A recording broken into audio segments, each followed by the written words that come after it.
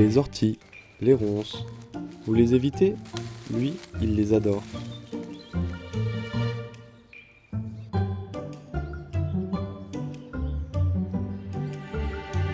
Muni de son couteau, il les récolte et les ramène entre ses murs pour confectionner des objets qui ne manquent pas de piquant.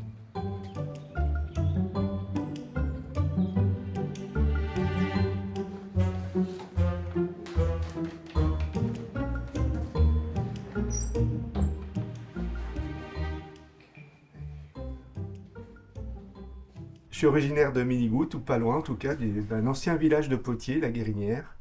Et j'ai appris auprès de mes grands-parents la vannerie traditionnelle de Ronces, cette petite chose. Quand j'étais adolescent, parce que j'ai été adolescent un jour, n'est-ce pas j'ai eu la chance et le privilège de côtoyer mes grands-parents, en tout cas de vivre à leur côté, et puis sans véritablement un apprentissage ni un enseignement, mais plutôt en les accompagnant, puisque c'était la méthode à l'époque, eh bien, j'ai voulu faire, j'ai voulu imiter, et puis mon grand-père m'a mis à disposition des éclisses comme ça, et puis j'ai testé à ses côtés, j'ai appris, j'ai recommencé.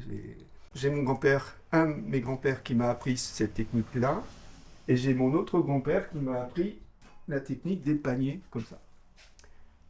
Techniques différentes, complémentaires, et qui ont traversé les âges. Moi, ce qui m'intéresse aussi, c'est les expérimentations avec ces fibres végétales, surtout aujourd'hui, en 2024, où on parle de proximité, de produits naturels en fonction des saisons, sans irrigation, sans culture, sans apport d'intrants, de pesticides, etc., d'engrais, etc. Toutes ces plantes qui sont là aujourd'hui, et excepté bien sûr les écorces, font partie de la grande famille des plantes pionnières, donc qui sont hyper importantes en termes de stabilisation des sols, notamment, suite à l'érosion, suite à déforestation, etc., etc. Qu'elles ont d'énormes propriétés aussi au niveau de la faune et de la flore. Voilà, donc ça va bien au-delà de la vannerie. Il y a aussi tout un volet de transmission, en fait, transmission au travers de la technique et d'exemples, transmission d'un certain nombre de valeurs et de vertus. La vannerie sauvage couvre un large spectre, hein. Ça commence avec les tressages notamment, tressage de feuilles, tressage de lanières, le cordage de fibres végétales brutes, de vannerie cousue avec de la ronce ou d'autres liens, et la fabrication de contenants avec du tressage sur arceaux par exemple pour fabriquer des paniers, des corbeilles et autres contenants comme des hottes de portage également. Donc la vannerie sauvage pour moi c'est un large spectre avec plus d'une quarantaine de plantes locales en fonction de la saison que l'on peut combiner et mixer à souhait, à volonté. Donc là je vous ai préparé une coupe transversale en fait d'une tige d'ortie qui permet de voir que la tige est creuse et il se dégage non pas des faces comme la ronce mais des sommets. Donc j'ai encore du chemin avant d'arriver à cette étape-là, n'est-ce pas? Et pour le moment, on n'a rien trouvé de mieux que ce genre de petit outil.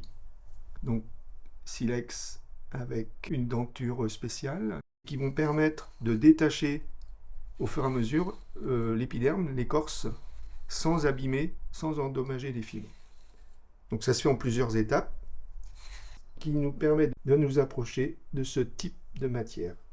De cette matière feutrée, on arrive néanmoins, avec une opération de filage, à du fil d'ortie relativement propre, on va dire. Enfin propre, régulier. Voilà. À partir de cette forme, initialement en forme ovoïde, avec un maillage en volume, on va pouvoir faire en fait de ce que j'appelle de la sculpture végétale, mais entièrement végétale. Et le premier exemple, c'est celui-ci, ou c'est celle-ci plutôt. Je vous présente une huppe faciée entièrement végétale. Donc vous imaginez qu'elle est creuse, avec une charpente en ronce et puis un maillage en cordelette d'ortie. Un feutrage à base de feutre naturel, c'est-à-dire cette couleur-là, couleur naturelle. La majorité du pelage est réalisé avec de la teinture à l'aubépine, aux pousses d'aubépine. Les yeux, ce sont des haricots noirs, tout simplement. Il est à dimension réelle, poids réel, ça je ne saurais pas le dire. On est dans un exercice de couture, de feutrage, d'assemblage d'éléments végétaux. De temps à autre, Didier organise des causeries où il montre que la vannerie sauvage a encore sa place dans notre société moderne. Il se fera d'ailleurs un plaisir de vous recevoir afin de vous faire découvrir son univers et ses drôles d'oiseaux.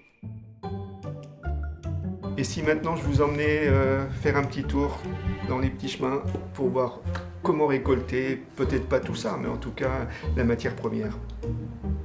Vous me suivez ?